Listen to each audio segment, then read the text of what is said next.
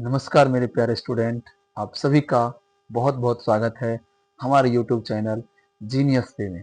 तो कल से आप सभी का बोर्ड एग्ज़ाम है और इस बोर्ड एग्ज़ाम को देखकर हमारे बहुत सारे स्टूडेंट घबरा गए थे और बहुत सारे बच्चे लाइव क्लास में कमेंट भी किए थे और बहुत सारे बच्चे यहाँ सेंटर पर आके मिले भी थे कि सर बहुत कल एग्ज़ाम है, बहुत डर लग रहा है।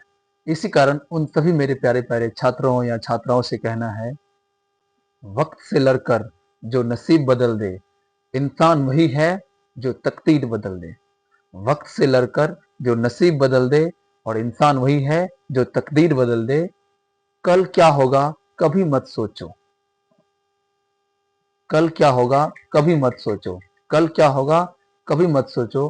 क्या पता दोस्तों, कल खुद अपना तस्वीर बदल दे। कल खुद अपना तस्वीर बदल दे। तो आइए इसी उम्मीद के साथ आप सभी को कल के एग्जाम में कॉपी कैसे लिखना है, ये एक बहुत आसान, एक बहुत शानदार सा आपको रूल रेगुलेशन बताते हैं कि बोर्ड एग्जाम में, बिहार बोर्ड एग्जाम में, किसी बोर्ड एग्जाम में कॉपी कैसे लिखा जाता है। बहुत सारे बच्चों का सवाल होता है कि हमने पूरी कॉपी भर भर के लिखा है परंतु मार्क्स बहुत कम आए। बहुत सारे बच्चों का कहना है कि हमने पूरा क्वेश्चन को सॉल्यूशन किया लेकिन मार्क्स बहुत कम आए। किस प्रकार से एग्जाम में लिखा जाता है कि एग्जामिनर बहुत अच्छे मार्क्स देते हैं? किस प्रकार से कॉपी में राइटिंग या जो भी हेडलाइंस होते हैं, किस प्रकार से लिखने पर अच्छे मार्क्स आते हैं, आइए आपको इस वीडियो में आसानी से बताते हैं। तो बहुत सारे बच्चों का सवाल होता है कि बोर्ड एग्जाम में कॉपी कैसे लिखा जाता है, कैसे लिखा जाता है कि फुल मार्क्स आएंगे, किस प्रकार लिखेंगे कि फुल मार्क्स आएंगे, एक मार्क्स भी आपका एग्जामिनर नहीं काटेगा। आइए आपको हम बहुत आसान तरीका से बताते हैं। तो प्रिय छात्रों, ये हो गया आपके मान के चलते बोर्ड एग्जाम का कॉपी। बोर्ड एग्जाम का कॉपी इसी प्रकार से होता है जिसकी चौड़ाई बहुत ज्यादा होती है और लंबाई थोड़ा कम होता है। सबसे पहले हमको क्या करना है, कॉपी को 4 भाग में फोल्ड कर लेना है। ठीक है, 4 भाग में क्या कर लेना, फोल्ड कर लेना। तो यदि आप 4 भाग में कॉपी को फोल्ड करेंगे, इधर 1/4 बचेगा। ठीक है, इधर आपका 1/4 बचेगा, इसको बिल्कुल भी छोड़ देना है। उसके बाद इधर का जो 1/4 बचा है, ठीक है, इधर का जो 1/4 बचा है, इधर का जो 1/4 बचा है, उसको फिर से 2 भाग कर लेना है। उसको क्या करना है बच्चों, फिर से 2 भाग कर लेना है। क्या कर लेना है, फिर से उसको 2 भाग कर लेना है और इसके 2 भाग में से हमको एक भाग खाली छोड़ देना है। ठीक है, इधर से 1/4 छोड़ना है।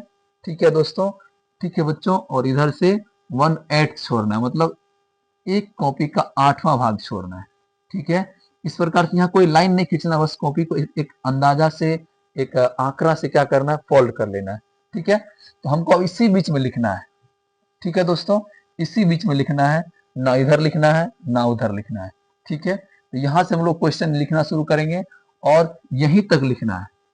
ठीक है, इन्हीं बीच में हमको क्वेश्चन का आंसर देना है।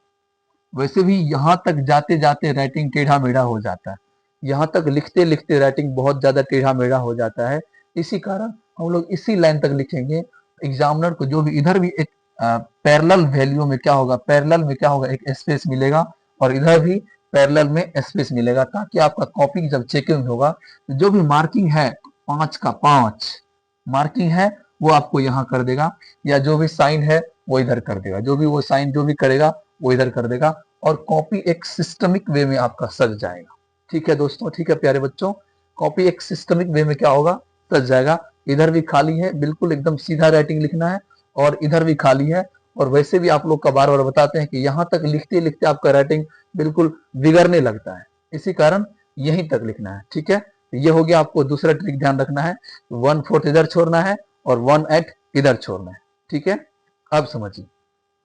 अब मान के चलिए पहले आपको 15 मिनट टाइम दिया जाता है। इस 15 मिनट में क्या करना है, पूरी क्वेश्चन को एक बार पढ़ लेना है, पूरे क्वेश्चन को एक बार ध्यान से पढ़ लेना है। उसके बाद पूरे क्वेश्चन में आपको जो क्वेश्चन बन रहा है, ठीक है, उसी क्वेश्चन का आंसर पहले देना। जिस क्वेश्चन में आपको बहुत ज्यादा सेटिस्फाइड है, बहुत ज्यादा संतुष्ट है, ओवर कॉन्फिडेंस है जिस क्वेश्चन पर, पहले उसी क्वेश्चन का जवाब देना है। ठीक है, तो मान के चलिए हमको पहला क्वेश्चन आ गया, बहुत इजी क्वेश्चन आ गया, बहुत आसान क्वेश्चन आ गया और उसी क्वेश्चन का हमको जवाब देना है। ठीक है, यहाँ लिखेंगे, हम लोग हिंदी में लिख सकते हैं या इंग्लिश में लिख सकते हैं। तो लिखेंगे क्वेश्चन नंबर 1 कोमा आंसर। ठीक है, यदि एक में भी आप कोई और क्वेश्चन का आंसर दे रहे हैं, ए बी का दे रहे हैं, तो वो भी यहाँ लिख देंगे। ठीक है, ए का दे रहे हैं या बी का दे रहे हैं वो भी लिख देंगे। यदि उसमें से कोई ए बी नहीं है तो बिल्कुल ऐसे लिखेंगे और इसको डबल ट्रिपल अंडरलाइन करेंगे। क्या करेंगे बच्चों? डबल ट्रिपल अंडरलाइन करेंगे और अधिक से अधिक साफ साफ लिखना है, गैप दे के लिखना है, ज्यादा गैप ही नहीं, एक प्रॉपरली गैप देना है। ठीक है, इस प्रकार से हम लोग लिख दिए। अब यहां से भी एक लाइन छोड़ देंगे। ठीक है, अब यहां से सिस्टमिक वे में लिखेंगे। जैसे मान के चलिए आपको बायोलॉजी का क्वेश्चन आ गया, तो यहां से लिखेंगे जनन किसे कहते हैं आ गया, तो लिखेंगे वैसी प्रक्रिया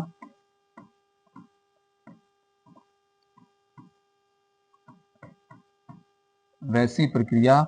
इस प्रकार से, तो इस प्रकार से एक प्रॉपर वे में राइटिंग को लिखना है। इधर भी खाली स्पेस है और इधर भी थोड़ा सा खाली स्पेस है और कहीं भी राइटिंग में टच नहीं होना चाहिए और एक वर्ड से दूसरे वर्ड के बीच प्रॉपर गैप होना चाहिए, प्रॉपर गैप होना चाहिए और स्पष्ट रूप से दिखना चाहिए। और जिस क्वेश्चन का आप आंसर दे रहे हैं वो बिल्कुल आंसर स्पष्ट रूप से ऐसा लिखा होना चाहिए। और यहाँ हम लोग डबल ट्रिपल अंडरलाइन कर लेंगे और इस लाइन से इस लाइन तक ही लिखना है, इधर बिल्कुल खाली रहेगा और उधर भी बिल्कुल खाली रहेगा। तो ये था आपका कॉपी लिखने का बेस्ट ट्रिक।